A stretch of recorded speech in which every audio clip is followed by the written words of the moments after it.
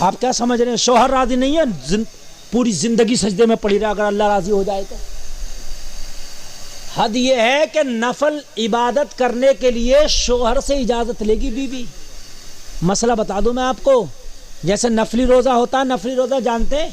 رمضان کے روزے کے علاوہ جتنے روزے ہیں سب نفلی ہیں، چاہے وہ محرم شریف کا ہو، شب برات کا ہو، وہ کبھی کبھی ہو۔ حکم یہ ہے کہ نفلی عبادت کرے، نفلی روزہ رکھے تو شوہر سے اجازت لے کہ میں کل کو روزہ رکھنا چاہتی ہوں، 10 محرم شریف کا آپ کی اجازت ہے؟ ہائے ہائے، عبادت اللہ کی ہے مگر اجازت شوہر سے لینا پڑے گی۔ مقام و مرتبہ رکھا ہے اللہ نے۔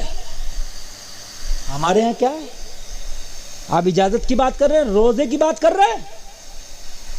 میاں صبح کو میک اپ کر کے نکل گئی تو شام میں آ رہی ہے، اجازت کی ضرورت ہے؟ کہیں شادی ہے تو پوچھنے کی ضرورت ہے؟ کہیں جو جانا تو جانا ہی ہے۔ شوہر کی کیا طاقت منع کرتے، بلکہ شام کو آ کے اس غریب کو حساب دینا ہے کہ تو کہاں تھا پورے دن، بتا۔ بات حقیقت ہے کہ بھائیوں نہیں ہے؟ یہ بات سمجھنے کی ہے کہ نہیں ہے؟ کوئی ایسا تو نہیں ہے نا میں چٹکلا بیان کرنا، جو حقیقت ہے وہ بیان کر رہا ہوں میں۔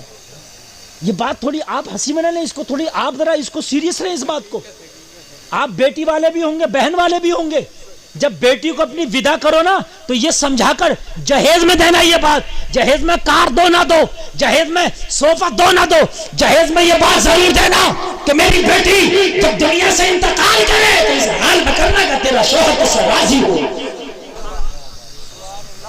محمد عربی نے جب اپنی بیٹی کو ودا کیا، وہ بیٹی جو جنت کی عورتوں کی سردارہ ہے، وہ بیٹی کہ جس کی گود میں حسن اور حسین پلے ہیں، وہ بیٹی کہ جب میدان محشر میں آئیں گی تو اعلان ہوگا اہل محشر اپنی نگاہوں کو جھکا لو، محمد کی بیٹی آ رہی ہے۔ نبی نے جب اپنی بیٹی کو ودا کیا، علی کے ڈولے میں بٹھایا تو میرے نبی نے فرمایا بیٹی فاطمہ میدان محشر میں تو محمد سے اس حال میں ملنا کہ تجھ سے علی راضی ہو۔ اے ہائے بولو نا یار سبحان اللہ۔ میدان محشر میں بیٹی فاطمہ محمد سے اس حال میں ملنا کہ تجھ سے تیرا شوہر راضی۔ آج ہم اپنی بیٹیوں کو کیا سبق دے رہے ہیں؟ آج ہم اپنی بہنوں کو کیا سبق دے رہے ہیں؟ اگر شوہر کی ذرا سی شکایت باپ کے گھر آ کے کر دی، بھائی کے سامنے کر دی، جوان خون ہے گرم ہو گیا، چل ابھی پوچھتا ہو، ہونا یہ چاہیے تھا اے میری بہن تو میری بہن ہے مگر وہ تیرا شوہر ہے، اب تیرے اوپر نہ میرا اتنا حق ہے نہ باپ کا جتنا حق اس شوہر کا ہے، تو مجھ سے اس کی شکایت نہ کر، اگر وہ ناراض ہو گیا تو تیری آخرت برباد ہو جائے۔ آج 80% طلاق جو ہو رہی ہیں ان کی مین وجہ یہ ہے کہ بیٹی نہ آ کے باپ سے اپنے شوہر کی شکایت کی، یہ ظالم باپ کھڑا ہو گیا، چل تو فکر مت کرے، مقدمہ لڑوں گا تیرے لیے، کیس کروں گا تیرے لیے، ٹینشن مت لے، فون لگا دیا۔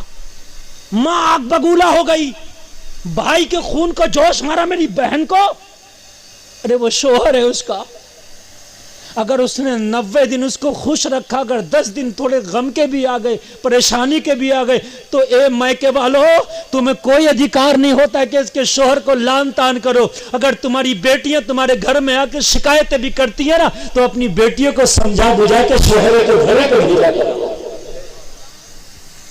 میاں یہ طلاق کی نوبتیں بن جاتی ہیں، میکے والے بہت آگے آ جاتے ہیں، اس لیے کہ ہماری بیٹیوں کے اندر، ہماری بہنوں کے اندر وہ جذبہ نہیں، وہ سمجھی نہیں کہ شوہر ہے کیا، شوہر کا رتبہ نہ سمجھی۔ اگر شوہر کا رتبہ سمجھی ہوتی نا تو خدا کی قسم شوہر کی شکایت نہ کر رہی ہوتی۔ اللہ اللہ۔ وہ بیوی کے جس کا شوہر ناراض ہو، چاہے پوری زندگی سجدے میں رہ کے گزارے مگر جنت میں نہیں جائے گی، اللہ اس سے راضی نہیں ہوگا۔ اور اگر شوہر ایسی بیوی پر صبر کرتا ہے تو اللہ اس کو صبر کرنے کا اجر عطا کرے گا۔ اور اگر کسی کا شوہر ظالم ہے اور اس کی بیوی اس پر صبر کرتی ہے تو اللہ اس کی بیوی کو اس کا صبر کرنے کا اجر عطا کرے گا۔ اللہ اللہ۔ جس کی بیوی ظالمہ ہے اور شوہر نے صبر کیا ہے تو اللہ میدان محشر میں اس کو ان کے ساتھ اٹھائے گا جیسے حضرت لوط علیہ السلام کی بیوی ظالمہ تھی لیکن آپ نے صبر کیا. حضرت آسیہ کا شوہر ظالم تھا، آسیہ نے صبر کیا. تو وہ بیٹیاں جو اپنے ظاہر ظالم شوہروں پر صبر کرتی ہے ان بیٹیوں کا حشر اللہ حضرت آسیہ کے ساتھ فرمائے گا. لیکن یہاں تو صبر نام کی چیز ہی نہیں ہے، یہاں تو کورٹ کھلی ہے. یہ جو 3 طلاقوں کا میٹر آیا، اگر ہماری بیٹیاں نہ تھی کیمروں کے سامنے، نہ تھی میڈیا کے سامنے، ہماری بیٹیاں اگر یہ طلاقوں کے اتنے کیس نہ لکھواتی تو کسی کی ہمت تھی 3 طلاقوں کا بل پاس ہوتا؟ کرایا تو ہم نے، دروازہ تو ہم نے کھولا. جب ہماری بیٹیوں نے شکایتیں شروع کری، طلاق لینا شروع کری، طلاق دینا شروع کری، تو پھر ظاہر سی بات ہے طلاق کے بل بھی پاس ہوں گے. ہائے ہائے اللہ اللہ قربان جاؤ.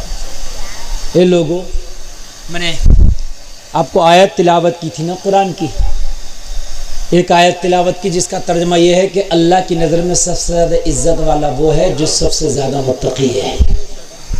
جس کے عمل اچھے وہ اللہ کی نظر میں عزت والا ہے. اللہ کی نظر میں نہ مالدار عزت والا، نہ شہر والا عزت والا، نہ گورا عزت والا، نہ عہدوں والا عزت والا. نہ، اللہ تو فرماتا تم چاہے غریبی کیوں نہ ہو مگر تقوی تمہارے پاس جتنا زیادہ ہوگا اتنی ہی میری بارگاہ میں عزت زیادہ ہوگی. اس کے تو میاں کام نرالے ہیں. اگر حبشہ کا بلال ہے نا تقوی والا تو وہ عزت والا.